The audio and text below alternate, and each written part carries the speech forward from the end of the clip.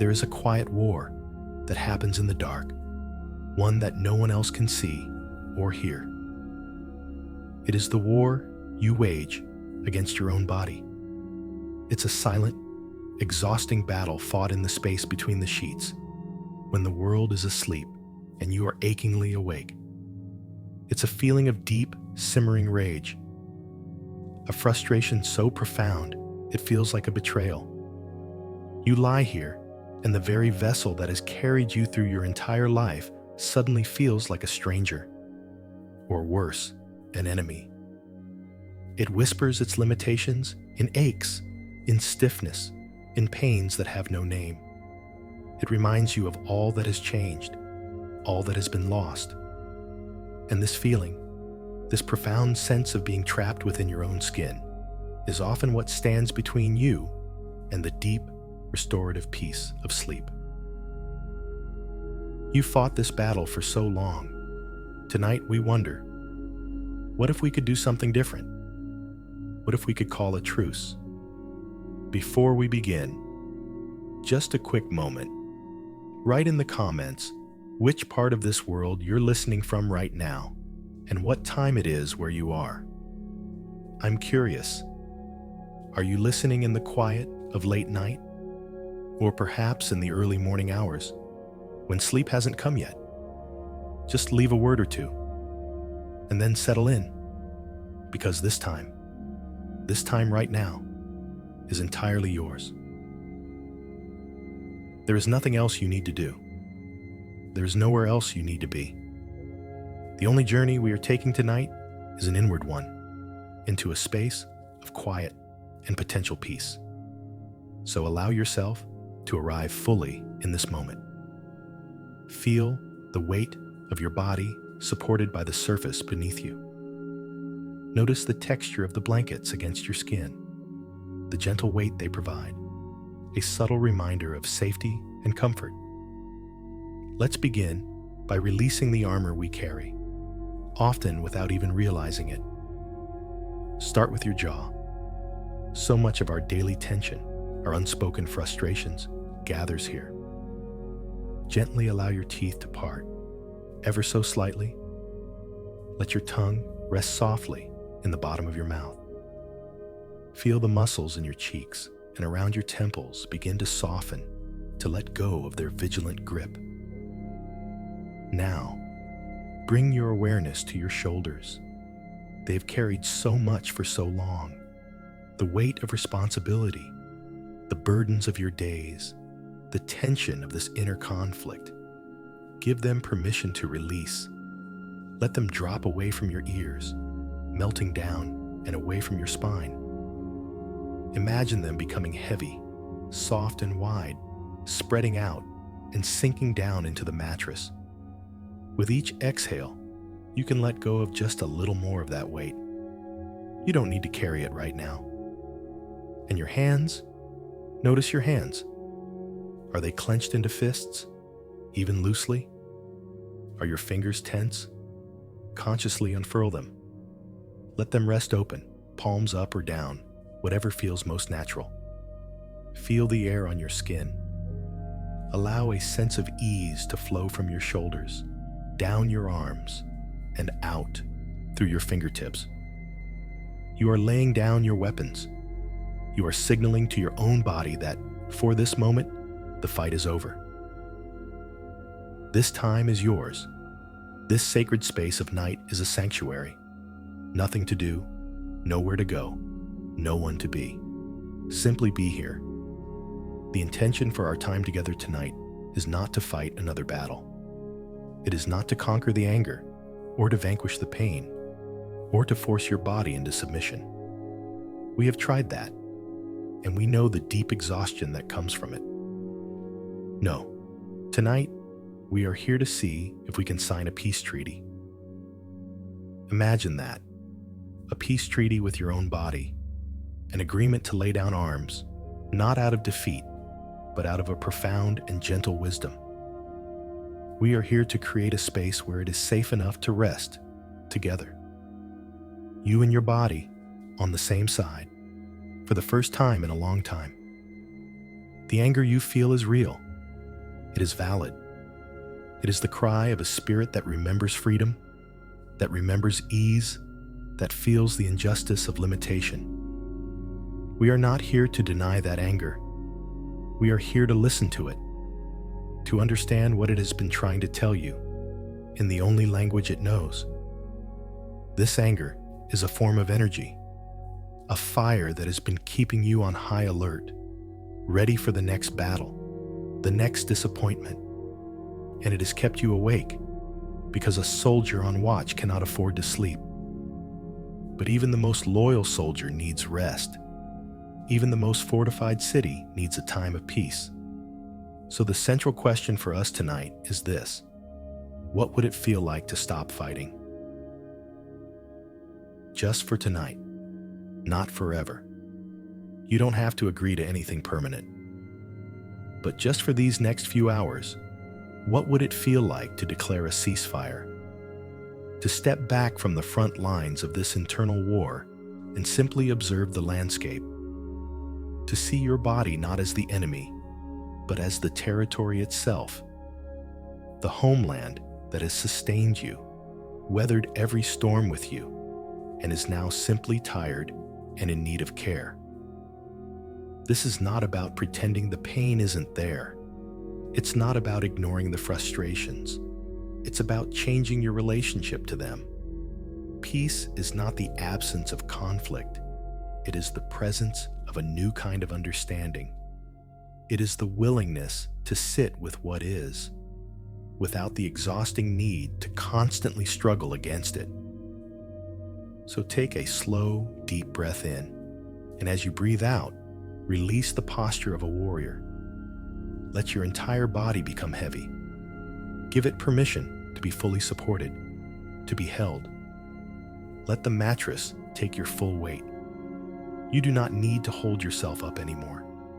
You have been holding on so tightly for so long. Let go.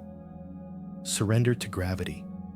Surrender to the quiet of this room. Surrender to the possibility that rest is possible, even now, even here.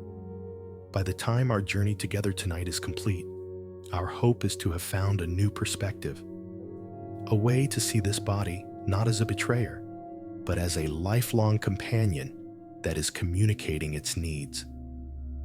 We hope to have softened the edges of that hard, hot anger, and perhaps, underneath it, to have found the deep well of grief that fuels it, the grief for what has changed. And in acknowledging that grief, we can find a new kind of compassion, a tenderness for yourself and for this body that has done its absolute best to carry you through an entire life. For now, all that is required is your willingness, the willingness to be still, the willingness to listen, and the willingness to consider, even for a moment, that peace is possible. The war has been long. The weariness is bone deep. Tonight, we are here to invite you home. Home to yourself. Home to a place of rest. Let your breath be the gentle rhythm of this truce, a soft, steady reminder that you are safe. Inhale calm. Exhale the fight. Just for now. That is all. Just for now. Now that the armor has been set aside, even just for this moment, we can begin to listen. True peace doesn't come from silencing the opposition, but from understanding it. That anger you feel, it has a story. It has a reason for being here. And for so long, you've tried to push it down, ignore it, or fight it. Tonight, let's try something radically different. Let's invite it to speak. We will do this gently, safely, with a profound sense of curiosity rather than judgment. Let's become a quiet observer of our own inner landscape. So, bring your awareness gently inward, into the physical space of your body. We are going to look for the anger, not as an abstract concept, but as a physical sensation. Where does it live in you? For many of us, anger has a temperature. It can feel like a heat, a burning ember in the pit of the stomach, a hot flush that rises up through the chest and into the face. Can you sense any part of your body that feels unusually warm, tight, or inflamed with this energy? There's no right or wrong answer. Just notice. For others, anger feels like tightness, a constriction. It might be a knot in your solar plexus, that soft area just below your ribs. It might feel like an iron band wrapped around your chest, making it difficult to take a full, deep breath. Perhaps it's a clenching in your fists, a grinding in your jaw, or a rigid tension in your neck and shoulders, as if you are perpetually braced for an impact. Gently scan your body with your mind's eye. Where is the tension? Where is the tightness? And for some, anger is a dull, heavy ache, a persistent, thrumming background noise of frustration, a feeling of being burdened, weighed down by resentment. It could be a heaviness in your legs, a deep ache in your lower back, or simply an all-over feeling of agitated fatigue. Wherever you find it, if you find it, just allow your attention to rest there. You don't need to change it. You don't need to fix it. You don't need to make it go away. Our only task right now is to acknowledge its presence, to say, silently, to that part of your body, I feel you. I know you're there. Now, let's give this sensation a name. Let's call it what it is, the fury at limitations. This is not a petty irritation. It is a deep, primal, and profoundly understandable rage. It is the fury of a capable, vibrant mind and spirit that finds itself housed in a body that can no longer keep up. It's the raw feeling of being trapped, of your own physicality becoming a cage, the feeling that your body no longer cooperates with your will. You ask it to do something simple, something you have done 1,000,000 times before without a second thought, and it says no. Or it says yes, but with great cost, with great pain. And there is a profound indignity in that, a sense of injustice. You have every right to feel this fury. You are not wrong for feeling it. You are not ungrateful or negative. You are human. You are a living being, experiencing a loss of autonomy, a loss of freedom within your own skin. And that is a legitimate reason for anger. So, as you rest your attention on that sensation in your body, the heat, the tightness, the ache, allow yourself to witness the raw emotion it represents. Witness the part of you that wants to scream at the unfairness of it all, the part that wants to punch the walls in frustration, the part that grieves for the ease that is gone. We are not indulging the anger. We are simply witnessing it. We are giving it the dignity of being seen, of being heard without judgment. Think about it this way. This anger has been like a crying child locked in a room. Its screams have been muffled, but they have kept the whole house on edge, unable to rest. By opening the door, by sitting with the child and simply listening to its pain, we don't necessarily stop the crying immediately, but we do stop the violent banging on the door. We create the possibility for calm. The anger is an energy. An energy cannot be destroyed. It can only be transformed.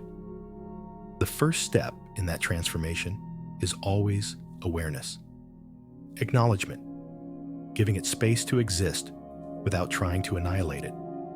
The very act of turning toward it with curiosity instead of turning away in fear or aversion begins to change its nature.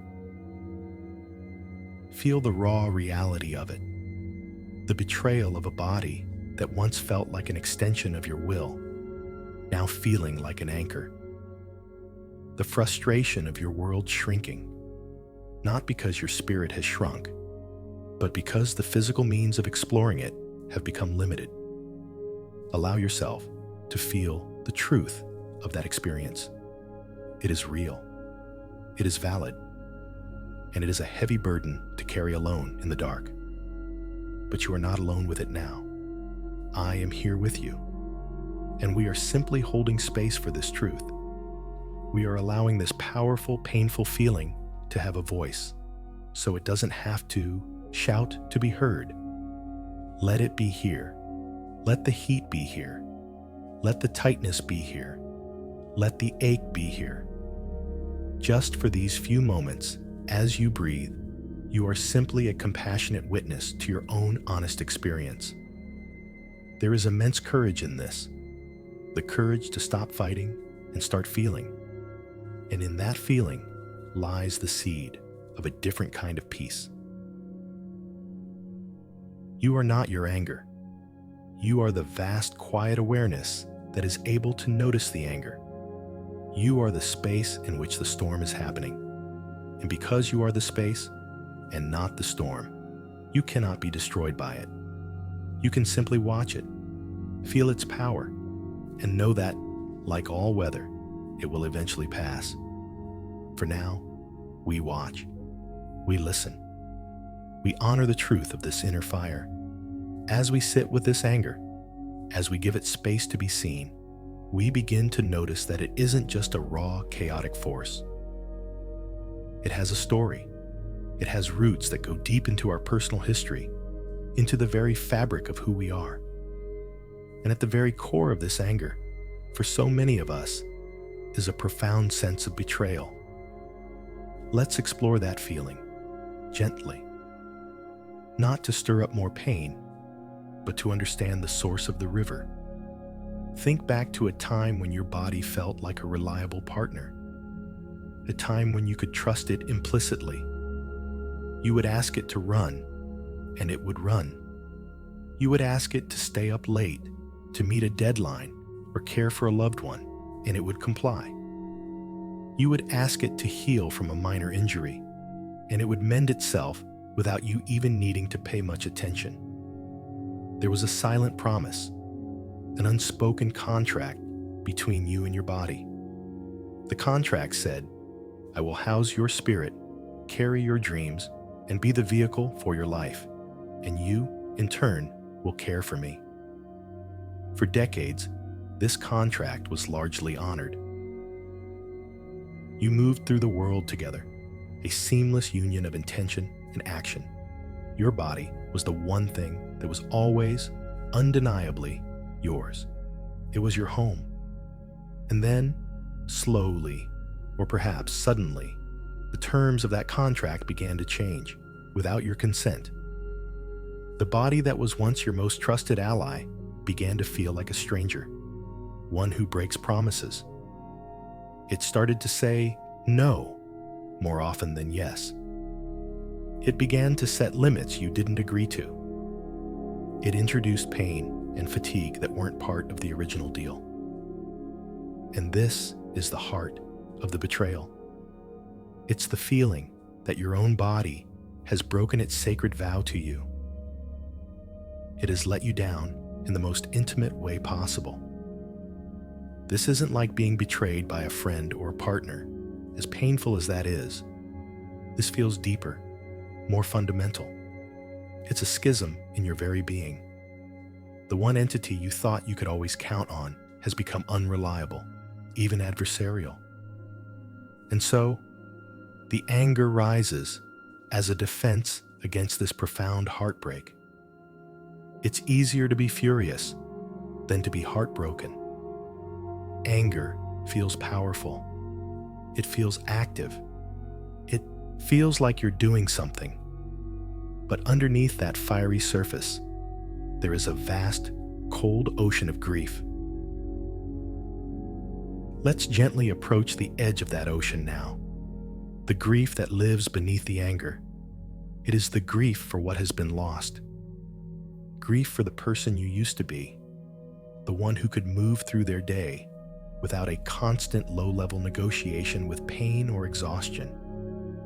Grief for the spontaneous joy of movement, now replaced by careful calculation. Grief for the future you had envisioned, a future that perhaps looks different now because of your body's new limitations. Grief for the loss of a certain kind of independence, a certain kind of freedom. This grief is real, and it is immense.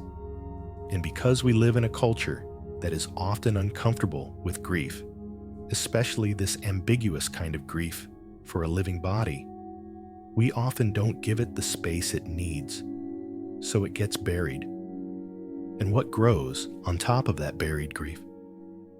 The hard, thorny weeds of anger and resentment. Tonight, we are giving that grief permission to exist.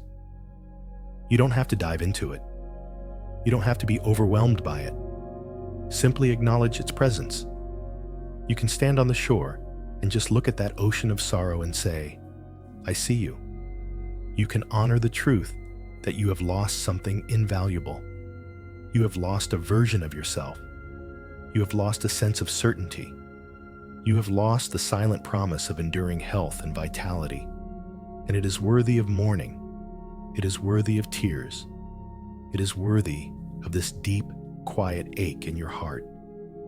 Allow yourself to validate this sense of being let down.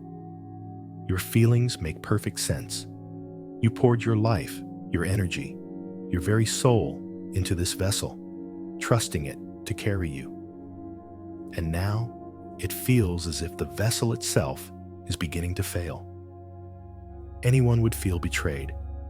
Anyone would feel a sense of profound injustice. There is no need to rush to gratitude or to find a silver lining right now. That can come later, in its own time. For now, the most healing thing we can do is to be radically honest about the pain of this experience.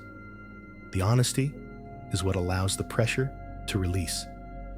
When you finally admit to yourself, yes, I feel betrayed. Yes, I am grieving.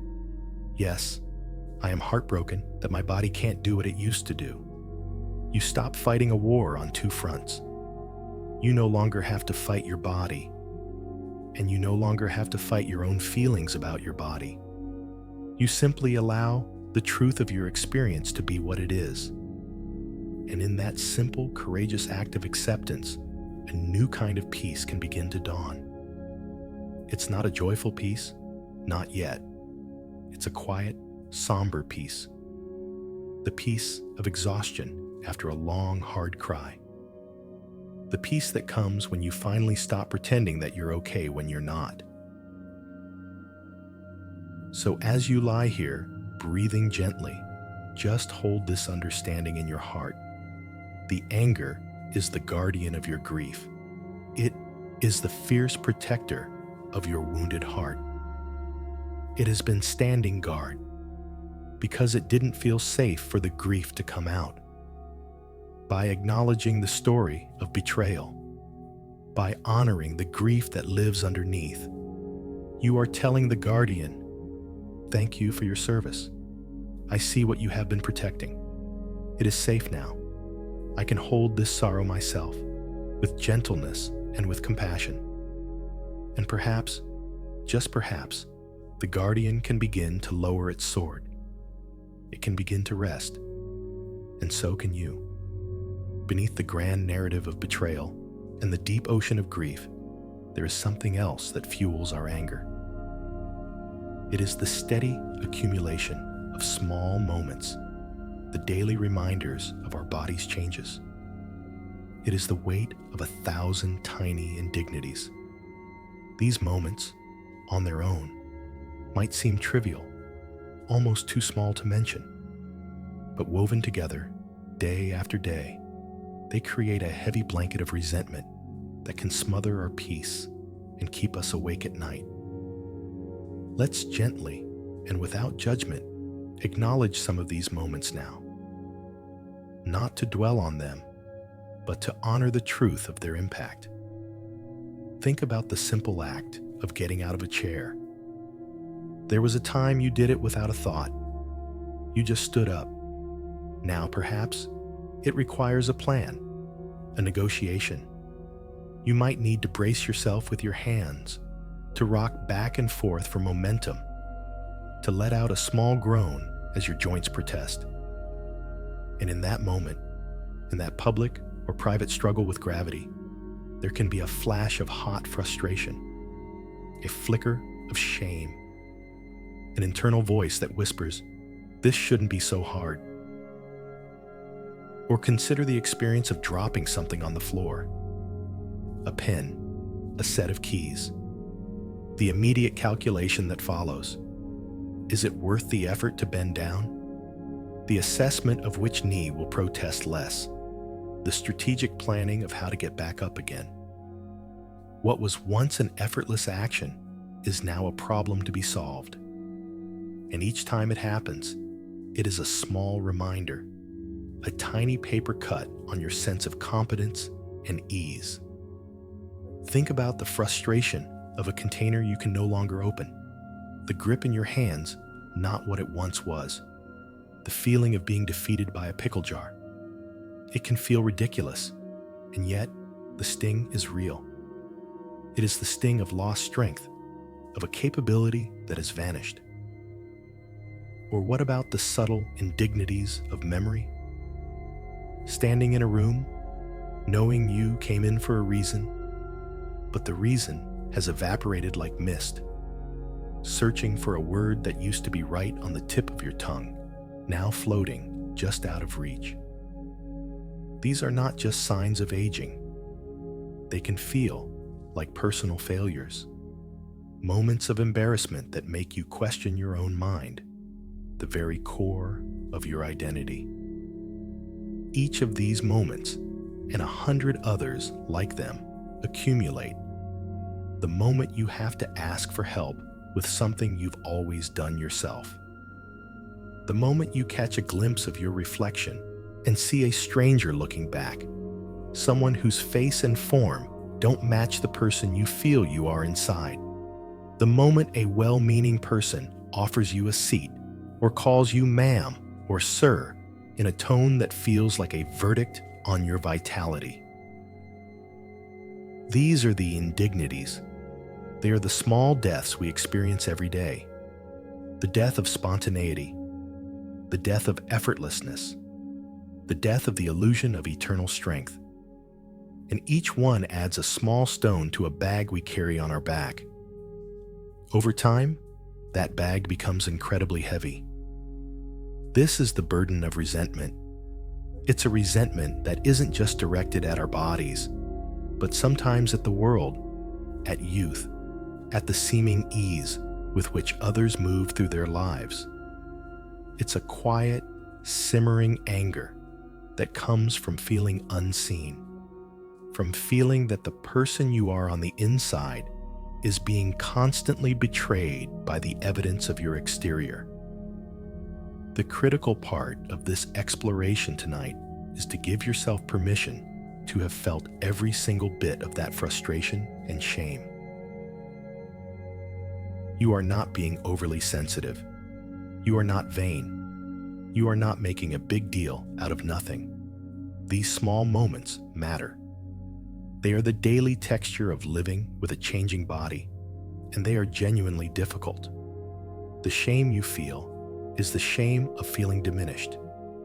The frustration is the cry of your spirit against unnecessary struggle. Every single one of these feelings is valid. You have earned the right to them through lived experience. By acknowledging them tonight, we are not trying to make them bigger. We are doing the opposite. We are letting the air out of them.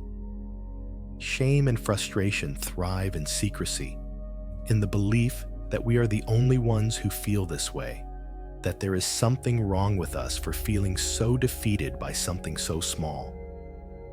But when we bring them into the light of our own compassionate awareness, when we say, yes, it is infuriating to not be able to open a jar. Yes, it is embarrassing to forget a name. Yes, it is hard to feel stiff and slow. We strip them of their power. We are simply naming the truth. And the truth once spoken is no longer a monster hiding in the closet. It's just a fact. A difficult fact, perhaps, but one that can be held and understood. So as you rest here, allow some of these moments to gently float into your awareness.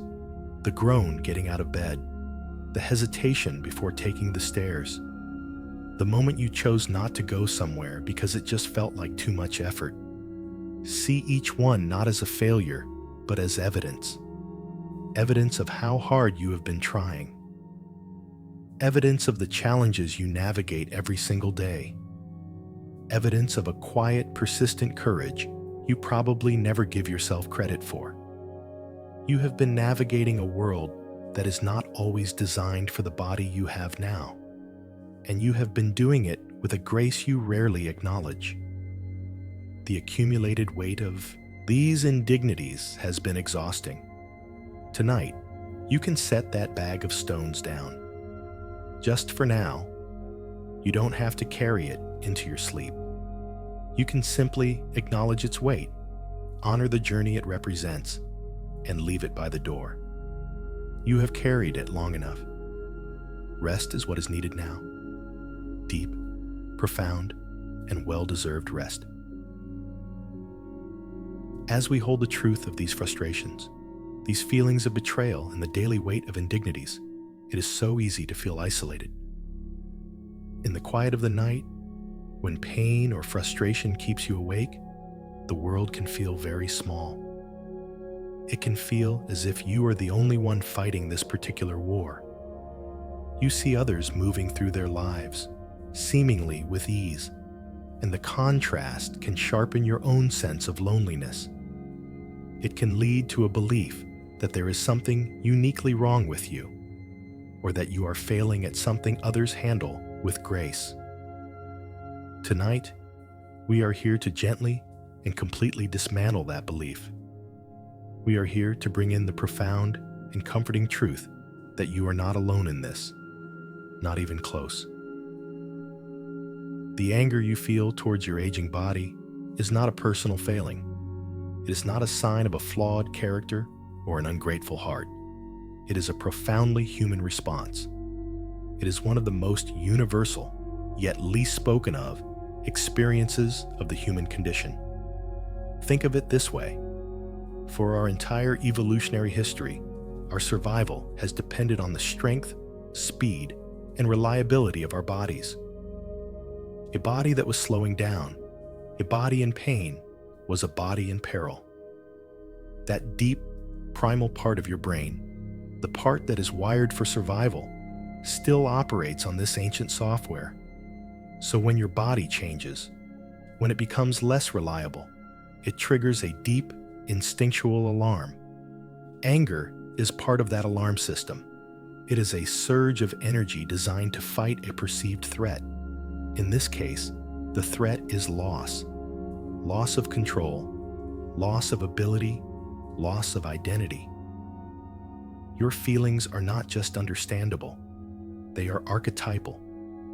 They are woven into the very fabric of what it means to be a conscious being living in a mortal, changing form. Imagine for a moment all the other people lying awake right now, in different beds, in different homes, all over the world.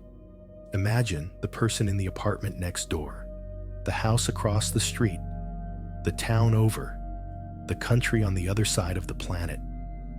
Right now, in this very moment, there are millions upon millions of souls wrestling with these exact same feelings. There is someone awake because their hip is aching. There is someone staring at the ceiling, frustrated because their hands are too stiff to do the hobbies they once loved. There is someone feeling the hot flash of shame because they had to ask for help today. There is someone grieving the face in the mirror that no longer feels like their own.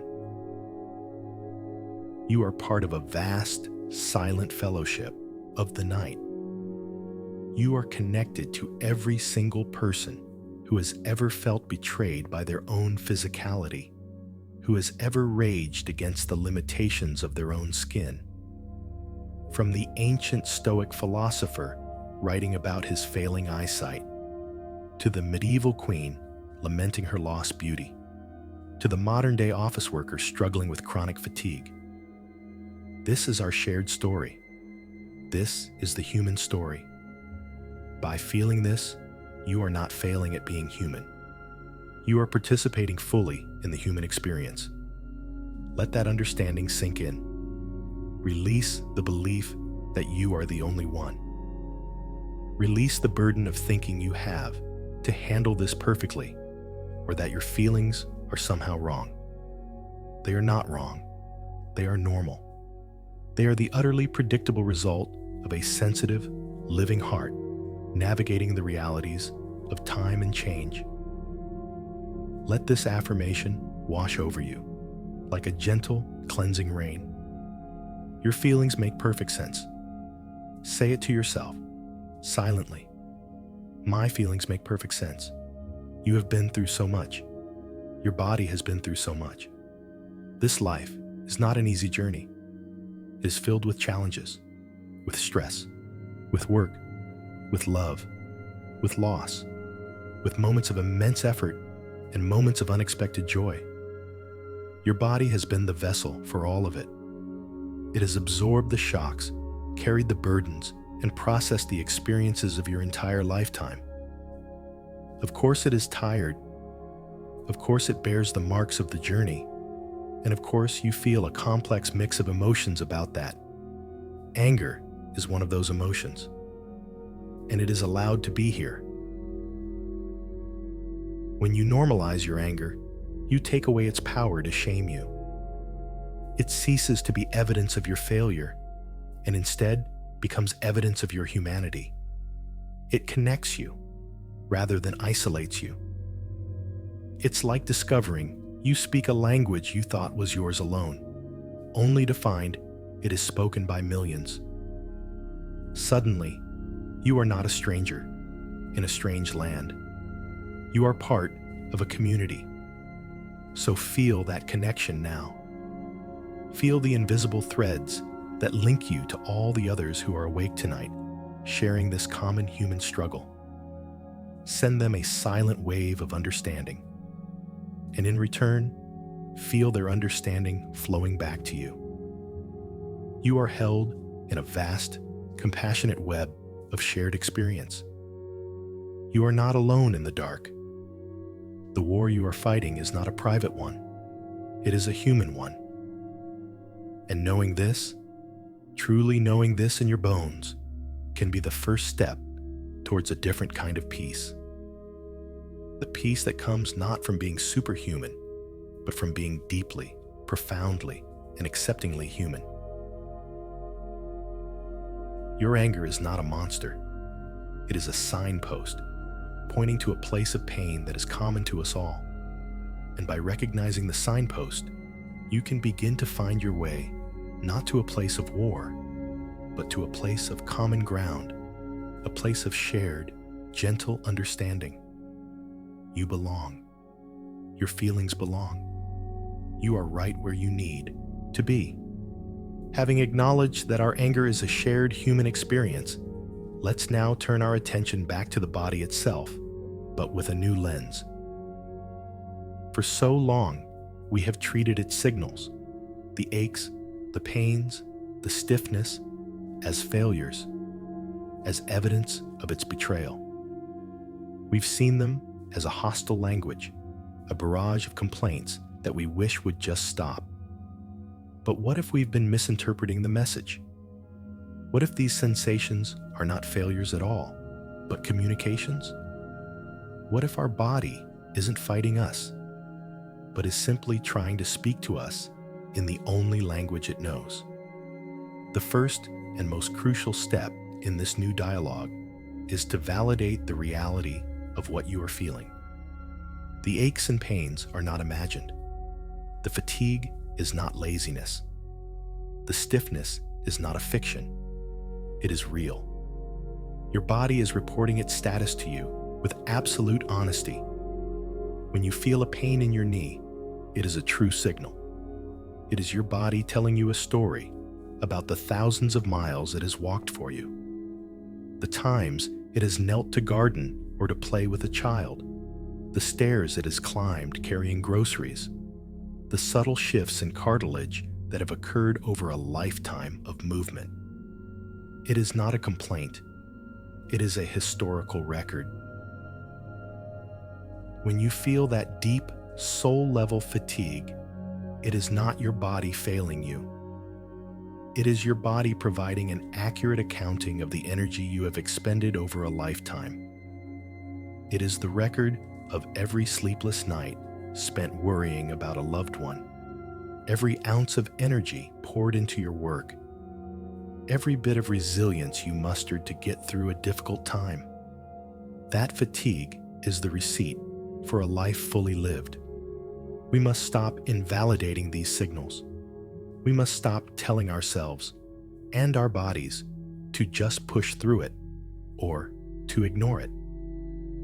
By doing so, we are essentially telling a trusted messenger to shut up, that their reports are unwelcome.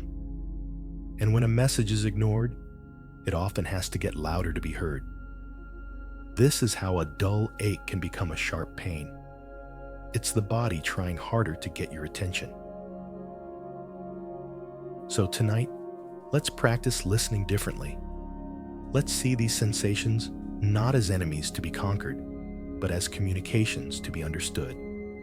A history of a life lived, written in the language of sensation. Think of your body as a living library, and every ache is a book, every scar a chapter. That ache in your lower back, that's the chapter about lifting your children, about long hours sitting at a desk, building a career, about the time you helped a friend move house. That stiffness in your hands, that's the story of all the things they have created, the meals they have cooked, the letters they have written, the hands they have held. That scar on your arm, that's the memory of a childhood adventure, a moment of carelessness that taught you something important. These are not marks of failure. They are marks of experience. They are proof that you have been here, that you have participated, that you have lived and loved and struggled and survived. A pristine, unmarked body is the body of someone who has not yet lived. Yours is the body of a veteran, a survivor, a participant in the grand, messy, beautiful business of being alive. Let this powerful affirmation sink deep into your bones. Your body has carried you through every single day of your life. From your very first breath to this one, right now, it has been your constant companion. It has never once taken a day off. While you slept, it was busy breathing, circulating your blood, repairing your cells, digesting your food. While you worked, it held you upright. While you laughed, it created the very sound of your joy. While you cried, it produced the tears that cleansed your soul. Its fatigue is earned. Its aches are the memoirs of your journey. To be angry with it for being tired is like being angry with a loyal soldier for showing the wear and tear of a long and difficult war. It makes no sense. The only sane and compassionate response is one of respect, of honor, and of gratitude for its incredible, lifelong service. So, as you lie here, gently bring your awareness to a place in your body that often speaks to you through discomfort. Perhaps it's a joint, or a muscle, or just a general area of fatigue. Instead of meeting that sensation with your usual frustration or resistance, try meeting it with a gentle curiosity. Silently, in your own mind, you can ask it, "What is your story? What have you carried for me?" You don't need to hear a specific answer in words. Just the act of asking changes the dynamic. It shifts you from the role of a frustrated owner of faulty equipment to the role of a compassionate listener. You are opening a dialogue. You are signaling that you are finally ready to listen, not to judge. And in this quiet, receptive state, you might begin to feel a subtle shift. The hard edges of the pain might soften slightly when they are met with acceptance instead of resistance.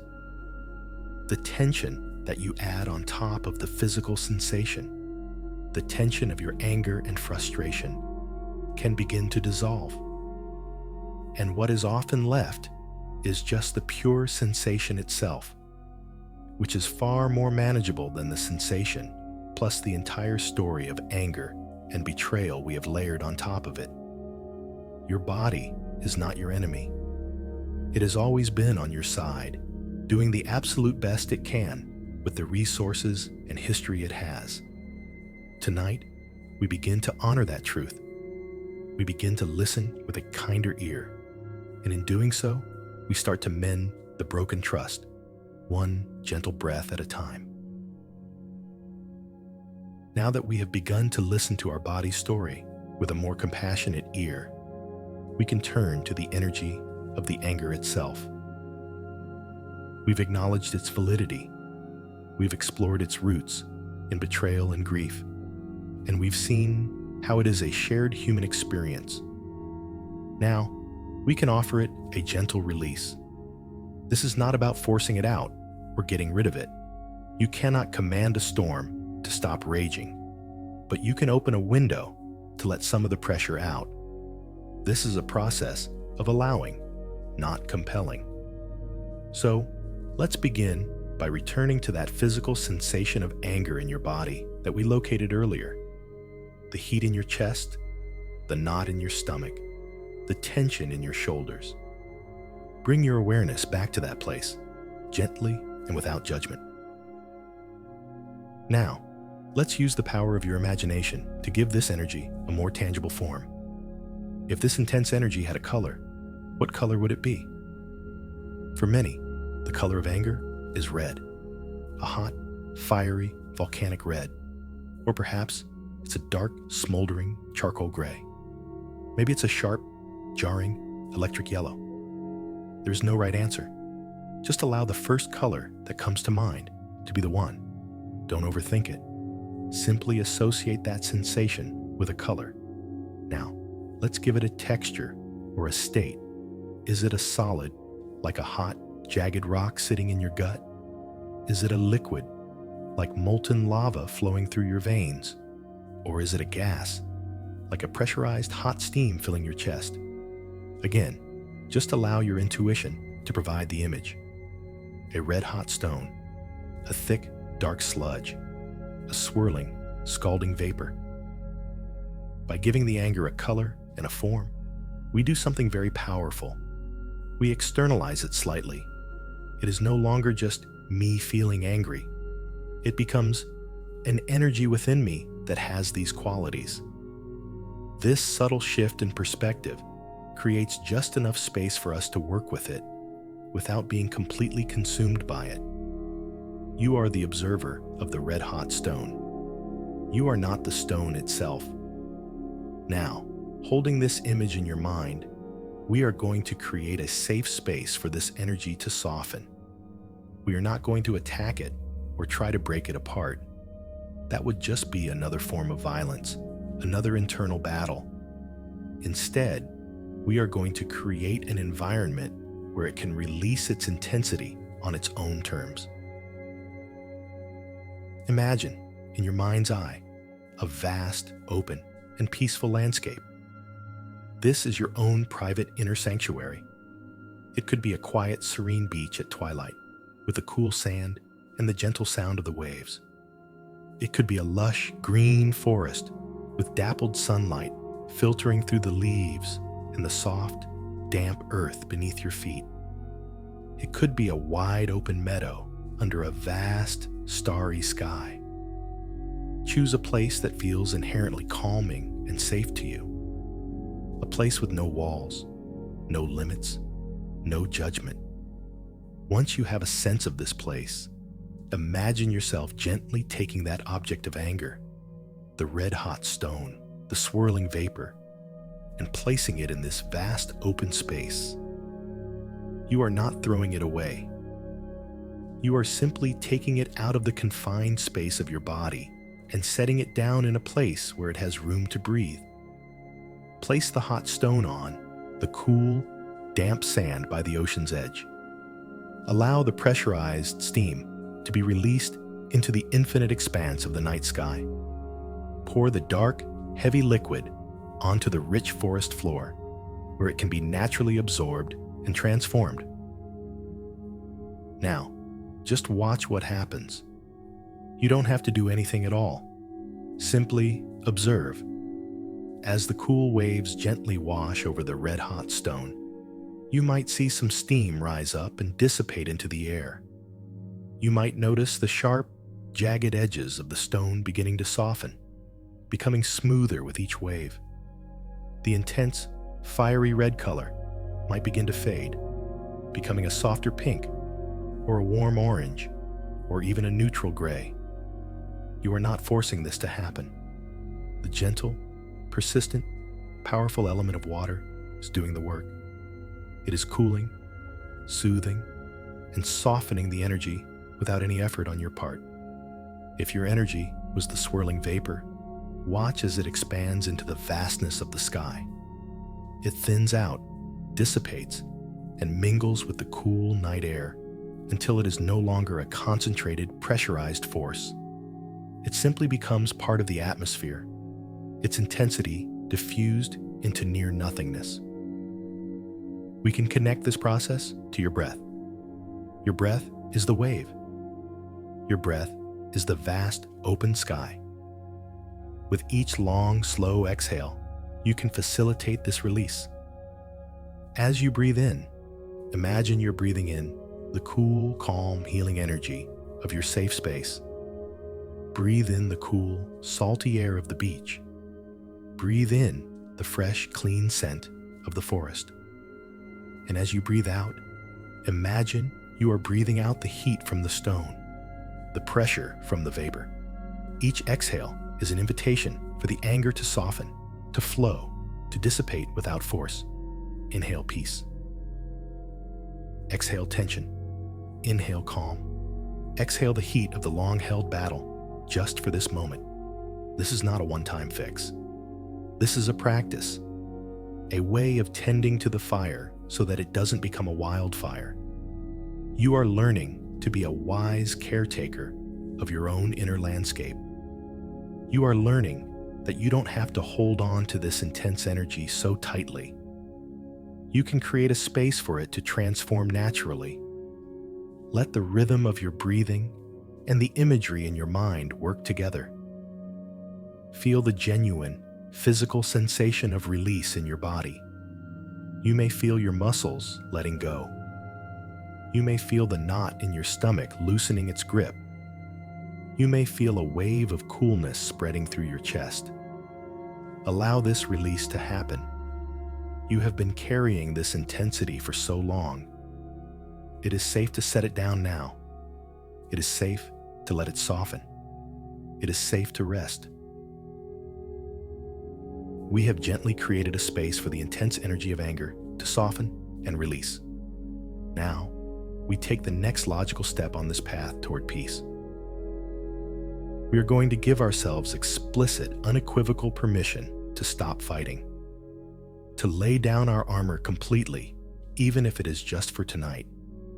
This may sound simple, but it is one of the most profound acts of self-compassion we can undertake.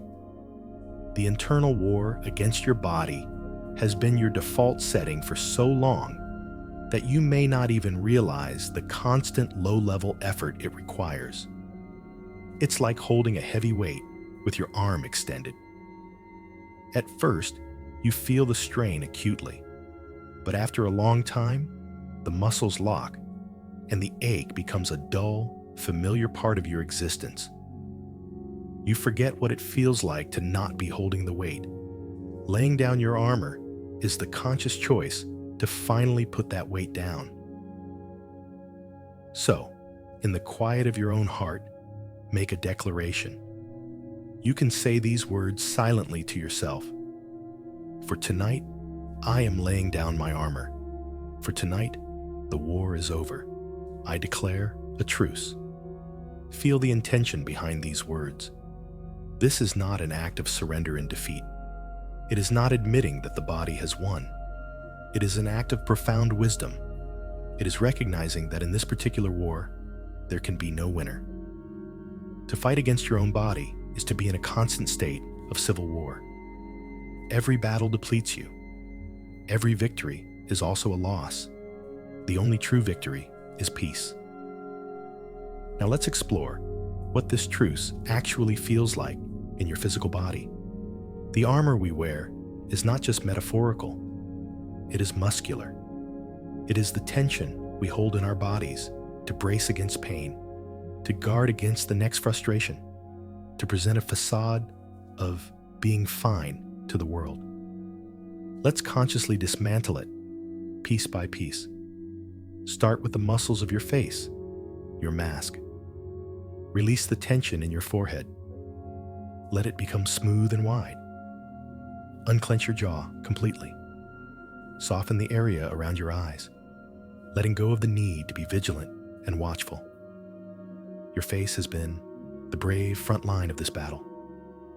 Let it rest now. Move down to your neck and shoulders, the place where we carry our burdens. Imagine unbuckling a heavy metal gorget from around your neck. Feel the muscles release as the imaginary weight is lifted. Let your shoulders, which have been hunched forward in a protective posture, fall back and down, opening up your chest. This simple physical act of opening your chest is a powerful signal of peace. It says, I am no longer defending my heart from this. Bring your awareness to your abdomen. So much of our anxiety and resistance is held here in a tightening of the core muscles. Give yourself permission to have a soft belly. Let the muscles relax. Let your breath move deep into your abdomen, allowing it to rise and fall gently, like a soft, peaceful tide. A tense belly is a body at war. A soft belly is a body at peace. And now, your hands and your legs, the parts of you that enact your will in the world, that move you from place to place.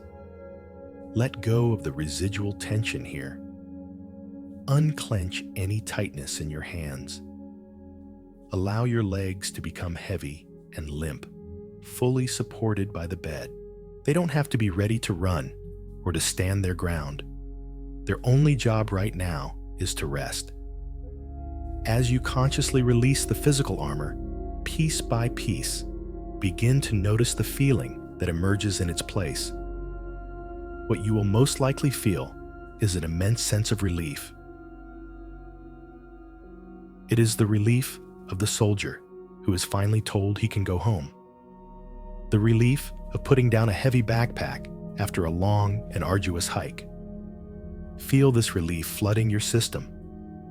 It might feel like a warmth spreading through you, or a tingling sensation, or simply a profound sense of heaviness as your body finally accepts the invitation to fully and completely let go.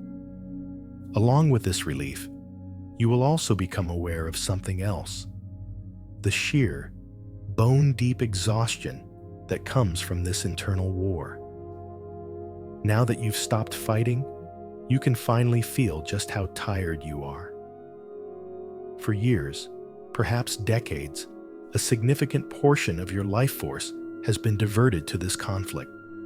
Energy that could have gone to healing, to creativity, to joy, has been consumed by the daily grind of resisting your own reality, of being angry at your own body.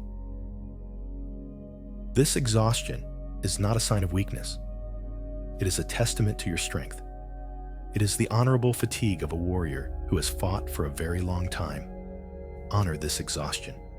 Welcome it.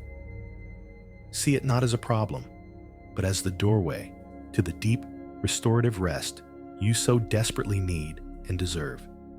You have been running on adrenaline and willpower for so long. Now, you are choosing to run on something else. You are choosing to run on peace. You are choosing rest instead of struggle.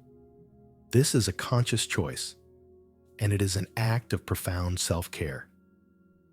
It is you, in your deepest wisdom, deciding that your well-being is more important than winning an unwinnable war.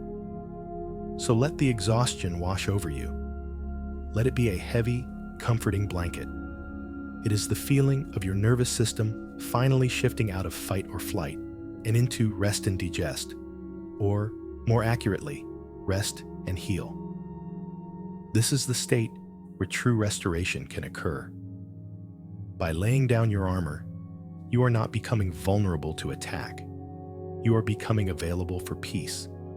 You are creating the conditions for sleep to find you, not as a brief escape from the battle, but as a deep and welcoming peace treaty signed in the quiet sanctuary of your own being. Now that we have laid down our armor and declared a truce, a new space opens up, a space for a different kind of seeing, a gentle reframing of our entire relationship with our body. We have been operating under the painful narrative of a failing body.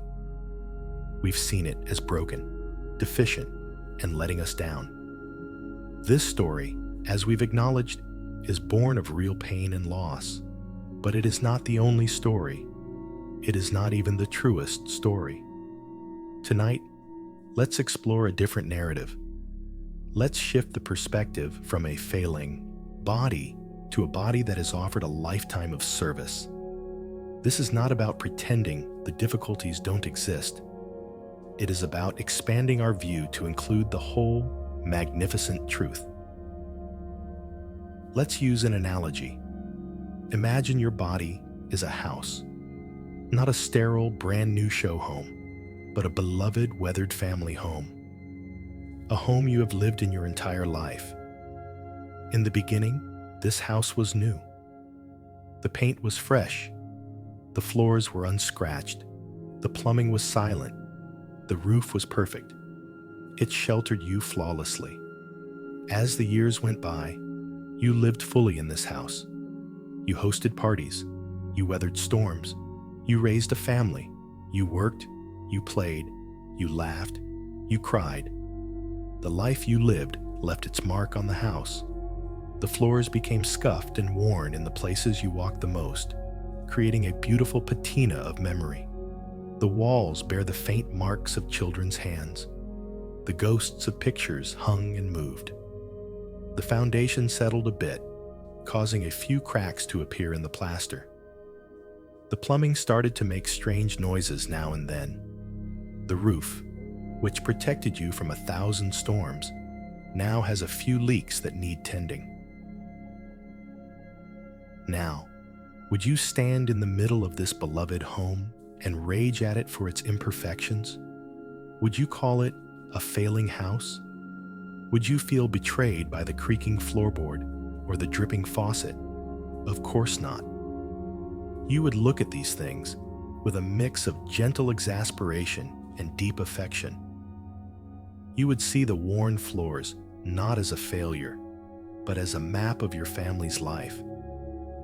You would see the cracks in the plaster as evidence of the house settling into its place on the earth, of having stood firm through years of changing seasons. You would see the need for repairs not as a betrayal, but as the natural consequence of a long and useful life. You would feel gratitude for the shelter it has provided, for the safety it has offered, for the memories held within its walls. Your anger at your body is like being furious at your old house for having a leaky roof after a lifetime of storms. The perspective is skewed. You are focusing only on the present-day inconvenience and forgetting the decades of loyal, unwavering service. So let's apply this gentle wisdom to your own body. Look at your skin. The lines on your face are not failures of youth. They are the map of your emotions.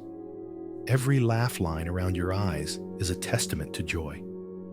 Every furrow in your brow is a record of your concentration, your worry, your deep thinking. These are not flaws to be erased. They are hieroglyphs that tell the story of your soul's journey in this world.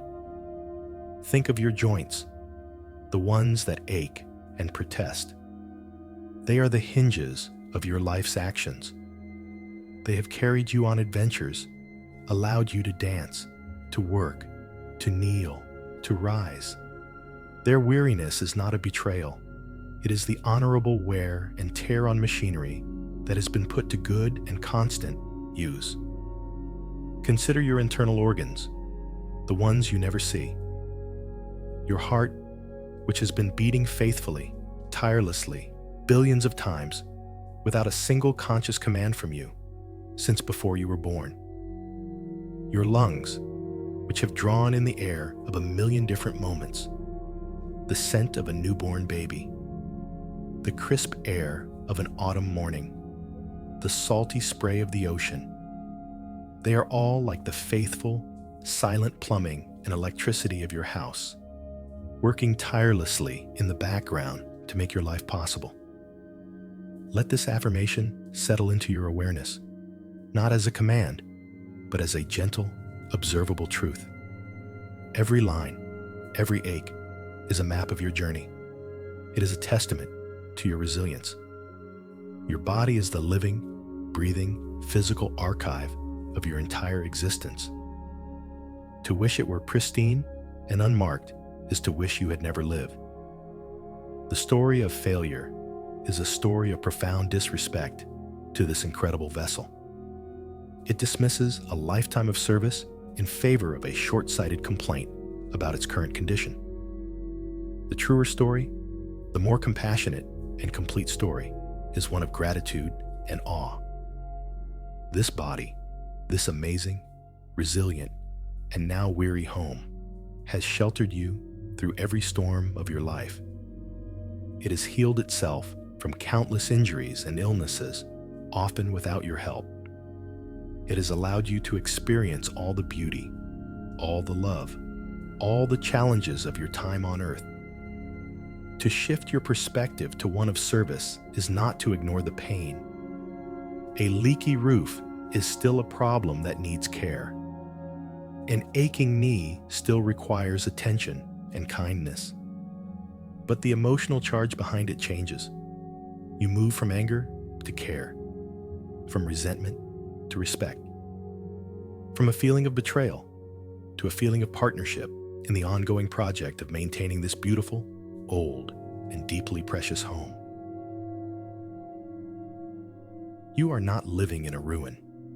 You are living in a historic landmark, and it deserves to be treated with the reverence and gentle care appropriate for something so valuable and irreplaceable. Building upon this new story of a lifetime of service, we can take an even deeper step. We can begin to consciously reframe our relationship with our body, moving from a sense of betrayal to one of companionship. This is a subtle but incredibly powerful shift. For so long, you have seen your body as it, an object, a piece of machinery, something separate from the you who resides within it. When it worked well, it was a useful tool. Now that it is experiencing challenges, it feels like a faulty machine, or worse, an enemy. But what if your body is not an it at all? What if your body is your oldest, most loyal, and most intimate companion? Think about it. From the moment you came into existence, this body has been with you. It is the only thing in the entire universe that has been present for every single second of your life. Friends, partners, children, parents, they come and go. Homes, jobs, cities, they all change. But your body has been your constant, unwavering partner in this journey. It was there for your first steps, your first heartbreak, your greatest triumphs, and your deepest sorrows. It knows you better than anyone. It holds the memory of your entire life in its very cells. When you see your body as your companion, the dynamic of your inner world changes completely. You are no longer a frustrated master yelling at a disobedient servant. You are one half of a lifelong partnership. And right now, your partner, your oldest and dearest friend, is tired. It's not being difficult on purpose. It's not trying to betray you or sabotage your life. It is simply weary from the long journey. Imagine this companion is asking for your kindness and your rest. Imagine the ache in your hip is not a malfunction, but your companion gently saying, "My friend, we have walked so far together. Could we please slow down for a while? Could we rest?" Imagine the fatigue you feel is not a failure, but your companion whispering, "We have carried so much for so long. I am depleted. I need your help to replenish our shared energy." Imagine the brain fog is not a sign of your mind failing, but your companion saying, "The processing load has been immense. The stress has been high. I need some time offline to defragment and repair." When you listen in this way, the anger begins to feel misplaced. You wouldn't yell at a loyal old friend who told you they were tired and needed to rest. You wouldn't accuse them of betraying you. You would feel compassion. You would offer them a chair, a warm drink, a blanket. You would listen to their stories of the long road you've traveled together.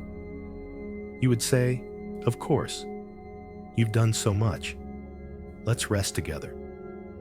This is the invitation tonight, to start treating your body with the same courtesy, kindness, and compassion you would offer to a beloved lifelong friend who is in need. This companion has served you with astonishing loyalty. It has fought off illnesses for you, healed wounds for you, and continued to carry you forward even when you were not kind to it, even when you neglected its needs, pushed it too hard, or fed it poorly. It has forgiven you time and time again. Its loyalty has been absolute. And now, it is asking for your grace. It is asking for you to be on its team. Consider what it might feel like, just for a moment, to truly be on the same team. What would that mean? It would mean that when you feel pain, your first response is not anger, but a compassionate inquiry. What do you need? It would mean that when you feel tired, you don't push through with resentment, but you honor the need for rest as a shared priority for Team Us. It would mean that you start to see things like gentle stretching, nourishing food, and adequate sleep not as chores or concessions, but as acts of profound friendship, acts of support for your dearest companion. This shift from me versus my body to me and my body is the ultimate peace treaty. It ends the civil war. It recognizes that your well-being and your body's well-being are not separate things. They are inextricably linked. You cannot thrive while your closest companion suffers. This doesn't mean you have to suddenly love the pain or the limitations. You can still grieve what's been lost. You can still have moments of frustration, but the underlying relationship changes. The frustration is no longer directed at your body, but becomes a shared frustration with the situation. It's the two of you, together, facing a challenge. The difference is immense. One is a state of war. The other is a state of alliance. So, as you lie here tonight, try this simple practice. Place a hand somewhere on your body, perhaps on your heart or your belly. Feel the warmth of your own touch. This is the touch of a friend. And silently, in your own heart, offer a simple message to your companion. Something like, "I'm here. I'm listening. I'm sorry for the battle. I want to be on your side." Feel the truth in that statement. Feel the quiet relief that comes from ceasing hostilities. You are not giving up. You are joining forces. You are becoming a powerful ally to your own healing, your own peace, your own rest. And from this place of companionship, a new kind of journey can begin. A journey not of fighting against, but of caring for. A journey home, together. Now, from this place of companionship, let's embark on a gentle journey, a journey back in time, not to dwell on the past, but to honor it. We are going to take a few moments to remember all that this body, your loyal companion, has actually done for you.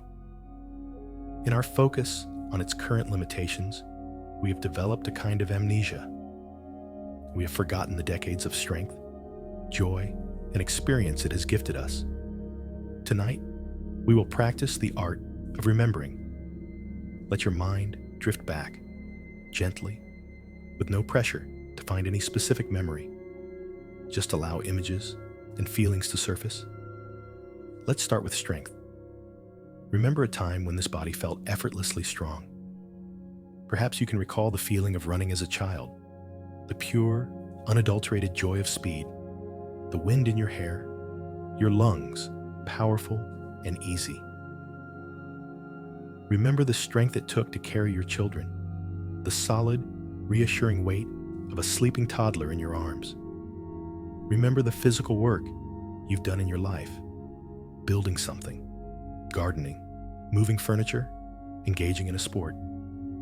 Recall the simple, satisfying feeling of a body that could meet the physical demands of the world. This body has lifted, carried, pushed, and pulled for you for decades. It has been a vessel of incredible strength and capability. Allow a quiet sense of gratitude for that strength to surface. It was real. It was a gift. And the memory of it lives within you. Now, let's remember the joys it has felt. This body has been your primary instrument for experiencing pleasure and beauty in the world. Remember the taste of your favorite food, a perfectly ripe piece of fruit, a meal shared with loved ones. That entire experience, the taste, the aroma, the texture, was a gift from your body. Remember the feeling of the sun on your skin on a warm day, the profound comfort of its warmth soaking into you. Remember the sensation of cool water on a hot afternoon, the shock and then the blissful relief. Recall the sound of music that moved your soul, a physical vibration that your ears translated into profound emotion. Think of the beauty your eyes have seen, sunsets, mountains, art, the faces of the people you love. Every single one of these moments of joy was brought to you, translated for you, and experienced by you through the senses of this body. It has been your window to all the beauty of the world. Let's think of the people it has held. This body has been an instrument of love. Remember the feeling of hugging someone you love deeply, the solidness of their body against yours, the warmth, the sense of connection. Your arms have held partners, comforted crying children, supported aging parents, and embraced friends in moments of joy and sorrow. Your hands have stroked a pet's soft fur, held the hand of someone in need, and tenderly touched the face of a lover. This body has been the physical manifestation of your heart's capacity to love and to connect. It has been the way you have delivered and received comfort, affection, and tenderness. It has been the vessel for your love in the world. And now, let's honor the challenges it has overcome. This is perhaps the most important part of our remembering. This body has been a warrior for you. Remember a time you were sick, with a fever or a terrible flu. Remember how your body fought for you. It raised its temperature to kill the virus. Your immune system, a silent, brilliant army, waged a war on your behalf, all while you simply rested, and it won. It brought you back to health. Think of injuries you have had, cuts, sprains, even broken bones. Remember the miraculous, intelligent process of healing, the way your skin knitted itself back together, the way your bones mended. This body possesses a deep, innate wisdom to heal, a drive to return to wholeness that is nothing short of miraculous. And it has performed these miracles for you, time and time again. often without any conscious effort on your part. It has endured stress, sleepless nights, periods of grief, and immense physical and emotional pressure. And through it all, it kept going. It kept breathing for you. It kept your heart beating. It kept showing up, day after day, doing its absolute best to carry you through every single challenge your life has presented. This is not a fragile, failing thing. This is a body of astonishing resilience, a body that has survived. Let this affirmation resonate deep within you as a profound and undeniable truth. This body has been the vessel for all your love, your wisdom, and your experience.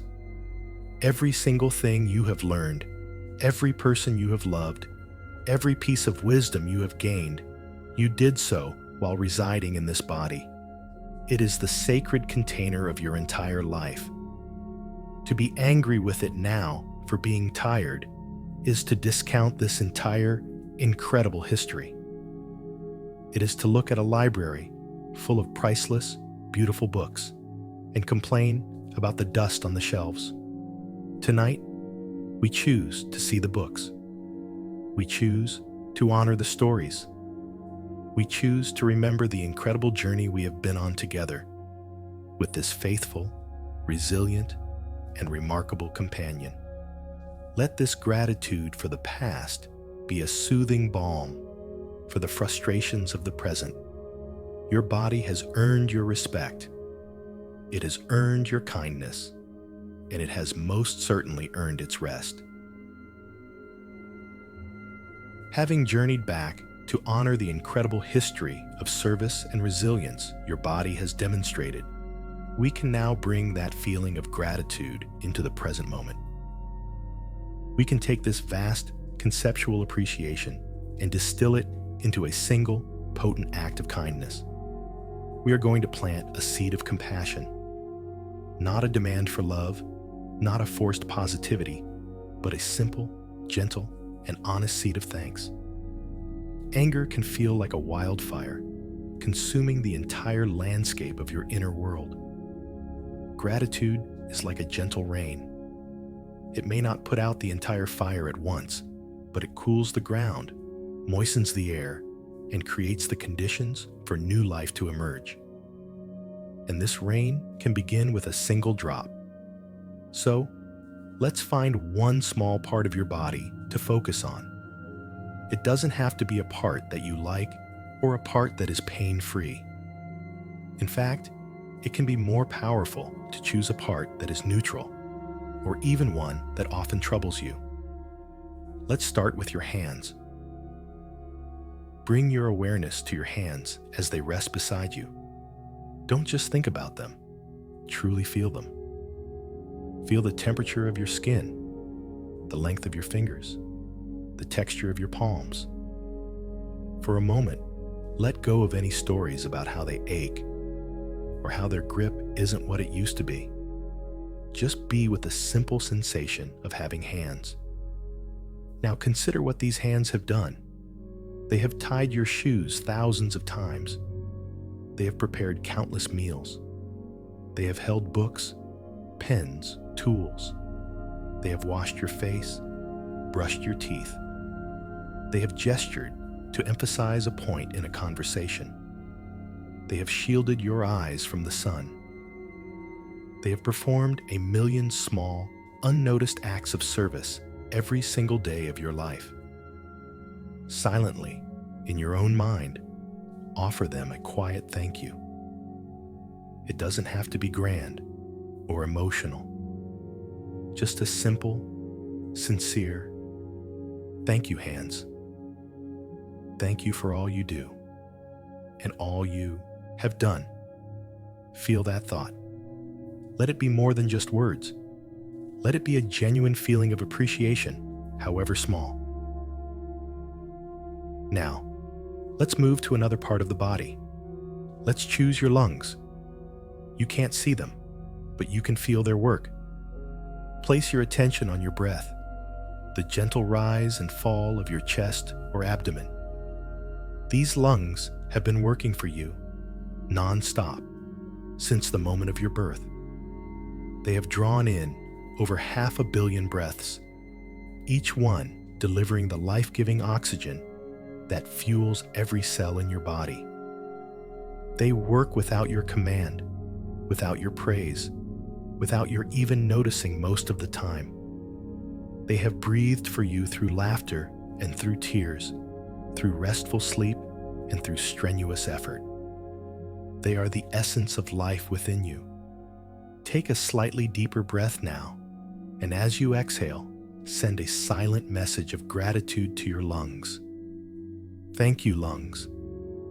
Thank you for this breath and the next one. Thank you for your tireless, faithful work. Again, feel the sincerity of this simple acknowledgement. Let's choose one more place, your heart. Gently bring your awareness to the center of your chest.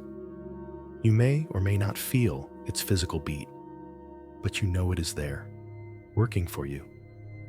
This incredible muscle, the size of your fist, has pumped blood through thousands of miles of veins and arteries every minute of every day. It is the engine of your physical life, but it is also the symbolic center of your emotional life. It is swelled with love, ached with loss, and fluttered with excitement. It has been brave and vulnerable. It has been broken and is mended. It is the center of your capacity to feel and connect. Now, we will perform a gentle act of comfort and peace. Very slowly, if it feels right to you, lift one of your hands and place it over your heart. Let it rest there.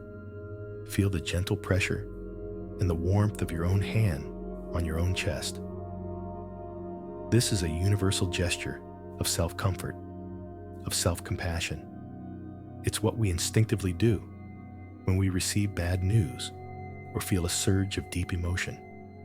It is an act of holding yourself. As your hand rests there, feel the warmth from your palm begin to sink into your chest. Imagine this warmth is the physical manifestation of your gratitude. It is the feeling of that seed of compassion. Feel this warmth begin to replace any heat of anger or chill of grief that might be residing there. Let the warmth spread from the center of your chest outward. Imagine it flowing up into your shoulders, soothing the tension there.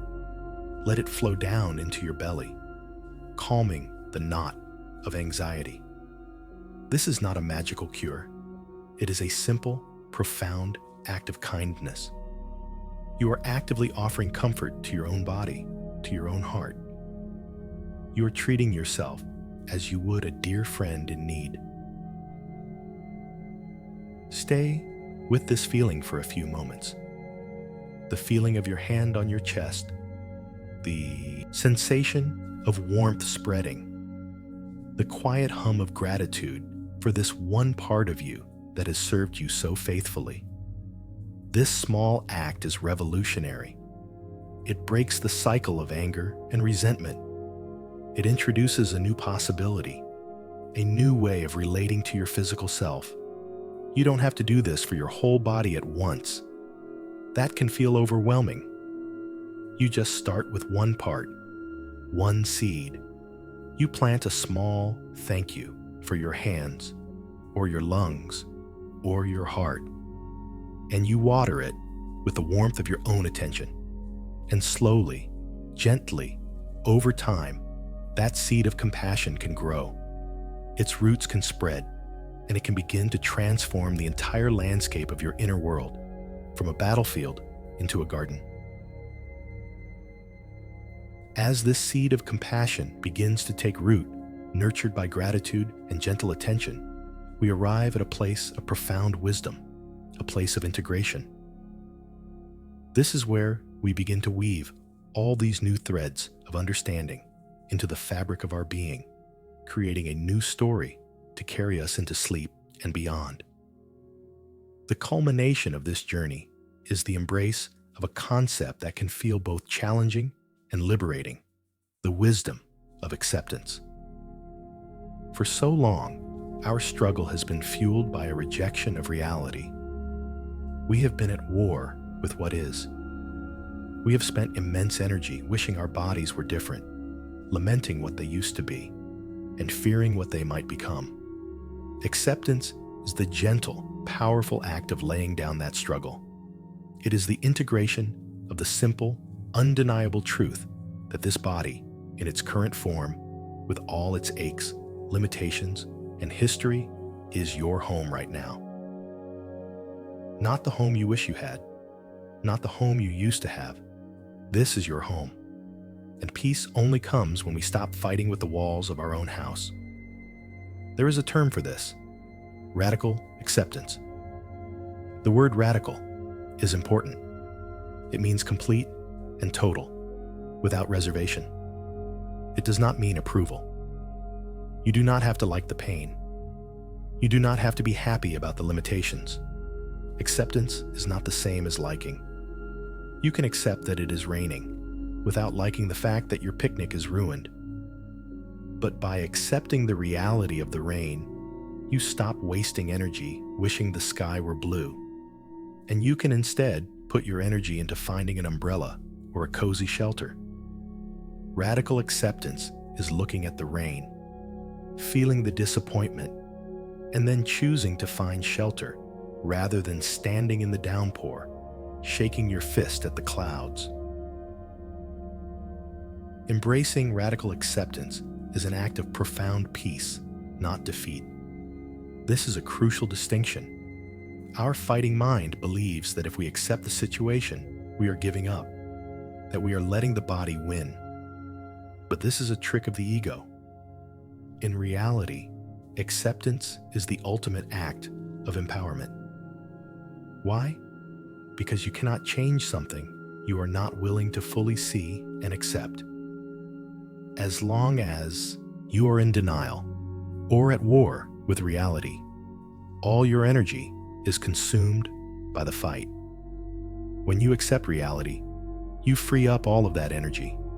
It becomes available for what truly matters, making wise choices about how to care for yourself within your current reality.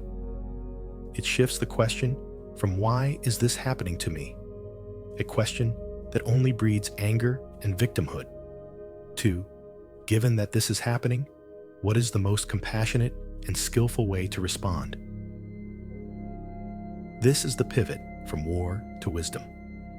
Let's weave this new story of compassion and acceptance into your being as you drift deeper into relaxation. Imagine the story you used to tell yourself about your body was written in a book with harsh, jagged letters. The title of the book was Betrayal or Failure. The pages were filled with evidence of every pain, every limitation, every frustration. It was a heavy book, and you carried it everywhere. Now, imagine you are setting that book aside. You are not burning it or destroying it, for it contains part of your story, part of your truth. You are simply placing it on a shelf with respect for the journey it represents. And you are picking up a new book. The cover of this new book is soft, perhaps made of weathered leather or smooth linen. The title is simply Companionship, or This Body, My Home. The letters are written in a gentle, flowing script. As you open this new book, the pages tell a different story. They tell the story of a lifetime of service. They contain the memories of strength and joy we recalled earlier. They have chapters dedicated to the resilience your body has shown, the illnesses it has overcome, the love it has given and received. The current aches and pains are also in this book, but they are written differently. They are not listed as failures. They are described as communications, as the language of a tired companion asking for care. The story is not one of betrayal, but of endurance, not of failure, but of a life fully lived. This new story doesn't erase the difficulties. It simply holds them within a much larger, more compassionate context. As you lie here, Feel yourself weaving this new story into your very cells. With every breath, you are breathing in this new narrative of acceptance and compassion. With every exhale, you are releasing the old, painful narrative of struggle and war. Feel this new story becoming your truth. It is the truth that your feelings of anger made perfect sense and that they were the guardians of your grief. It is the truth that you are not alone in this experience. It is the truth that your body is not your enemy, but your oldest companion. It is the truth that every ache is part of a map of your incredible journey. Weaving this story is not a mental exercise. It is a felt sense. It is the feeling of peace that comes from no longer being at war. It is the quiet strength that comes from being on your own side. It is the gentle release of tension in your muscles as you accept what is. This acceptance is your umbrella in the rain. It is your safe harbor in the storm. It is the solid ground beneath your feet. From this place of integrated wisdom, true rest is finally possible. Because you are no longer trying to sleep on a battlefield. You are coming home to rest in a house you now see, perhaps for the first time, with eyes of wisdom, compassion, and peace. Now, in this state of deep acceptance and peace, we can prepare the body for the healing rest it so deeply craves. We are going to wrap ourselves in a blanket of soothing peace, a final gentle act of care before we release ourselves completely into sleep. This will be a slow, gentle scan of your body, but its purpose is different from before. Earlier, we scanned to locate the anger.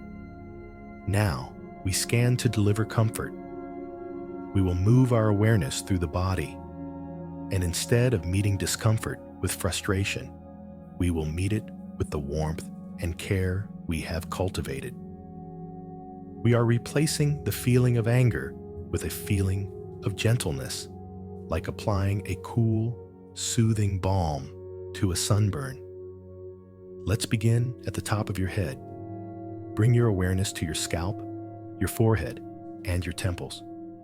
Let a wave of soothing energy wash over this area, releasing any residual tension. Imagine this energy is the color of peace for you. Perhaps a soft, pale blue, like a tranquil lagoon, or a warm, gentle gold, like early morning sunlight. See this soft, peaceful light saturating the muscles of your face, smoothing your brow, relaxing your jaw, and bringing a sense of profound calm to your entire head. Now, let this warm, soothing energy flow down into your neck and your shoulders. This is an area that has held so much armor, so much tension from the long battle. Allow this blanket of peace to become extra thick, extra comforting here. Feel the muscles in your neck lengthening and softening. Feel the weight in your shoulders melting away, sinking down into the mattress. You are not just releasing tension. You are infusing the area with a positive feeling of care. You are actively sending it a message of safety and peace. The war is over. You can rest. Let the soothing energy flow down your arms, all the way to your fingertips. Your arms and hands have done so much for you. Let them be held in this gentle, healing light.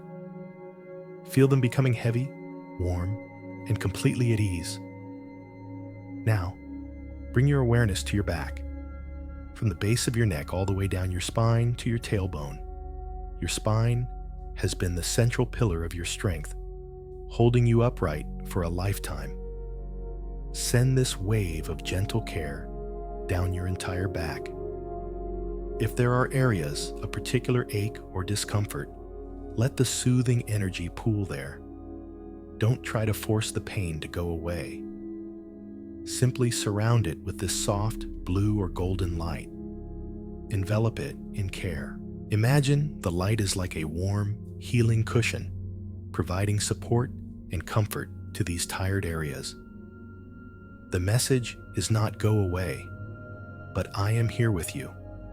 I am holding you with kindness. Let this feeling of warmth and peace spread into your chest and your abdomen. We have already placed a hand over our heart, planting a seed of compassion. Now, let that feeling blossom. Feel your entire torso being filled with this gentle, soothing energy.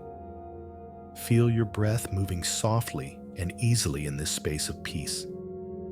Your heart, your lungs, your digestive system. All these tireless companions are being bathed in this light of gratitude and calm. They can now shift into their deepest mode of healing and restoration, knowing they are safe and cared for. Now, let the wave of soothing energy flow down into your hips, your pelvis, and your lower back. This is another area that carries so much of our physical and emotional weight. Let the blanket of peace be especially gentle here. Feel the large, strong muscles of your hips releasing their grip. Imagine the joints being bathed in a warm, lubricating, healing light. You are letting go of all the bracing, all the guarding. You are allowing this core part of your body to feel completely supported, completely safe. Finally, let the soothing peace flow down through your legs, past your knees, into your ankles, and all the way to the very tips of your toes. Your legs have carried you on your life's journey.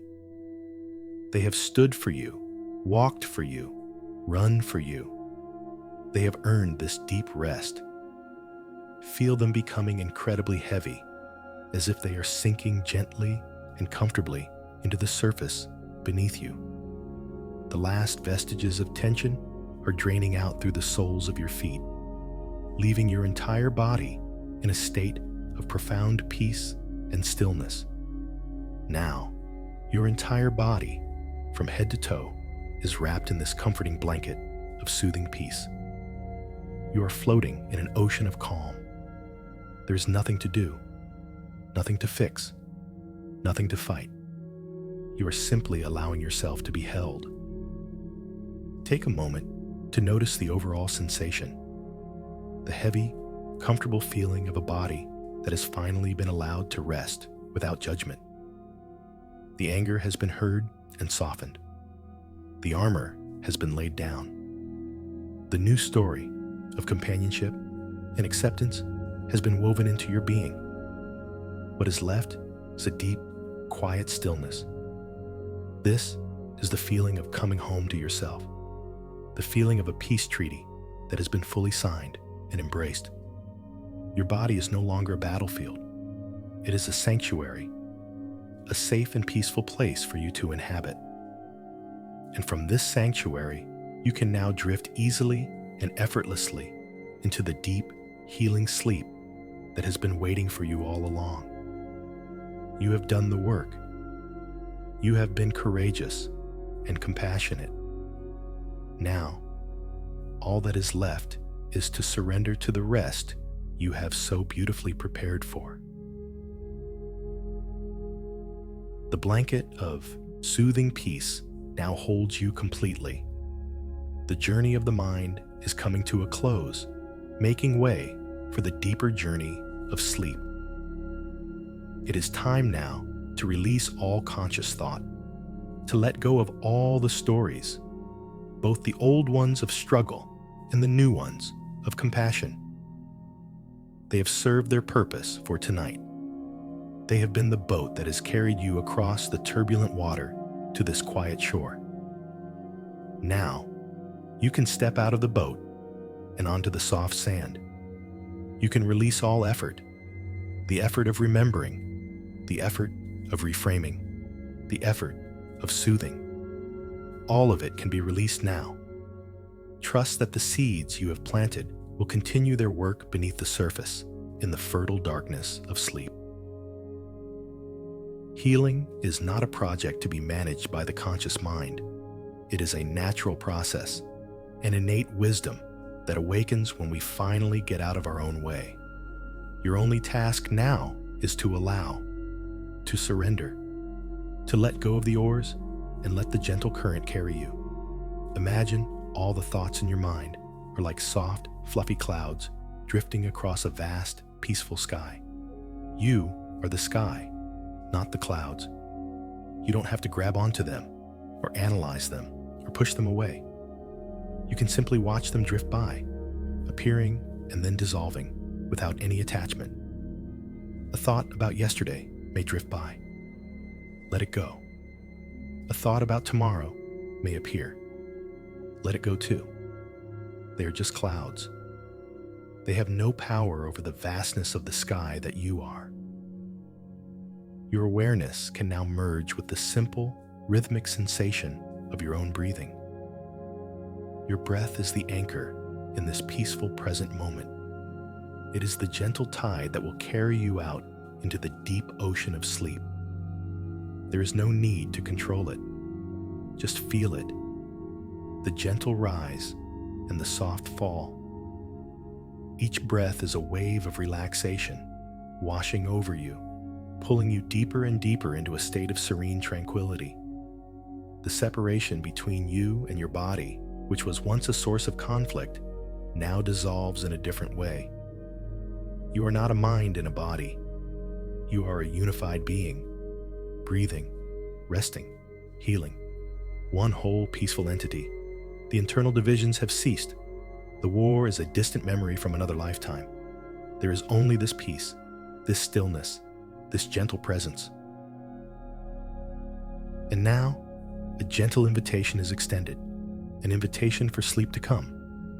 Think of sleep not as something you must chase or conquer, but as a shy, gentle creature, or a soft tide. It will not come if you are shouting at it, or anxiously waiting for it. It only approaches when it feels safe, when the environment is truly quiet and peaceful. You have created that environment.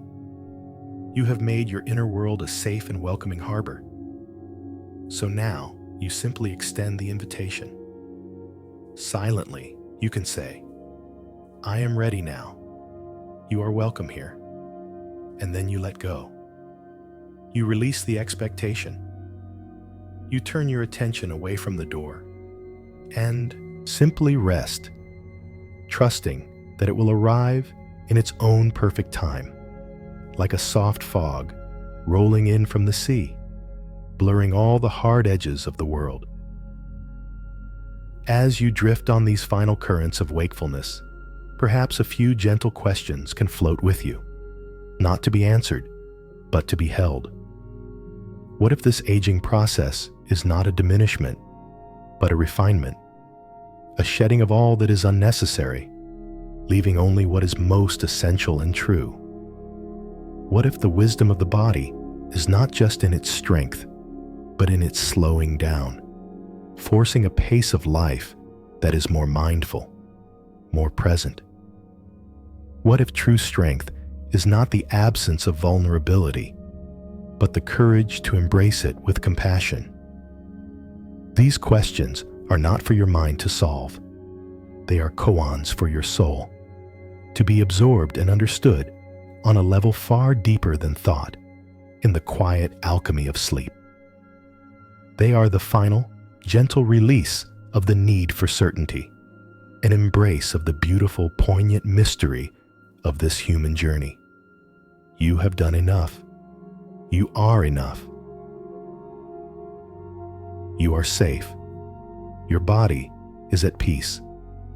Rest now. Just rest.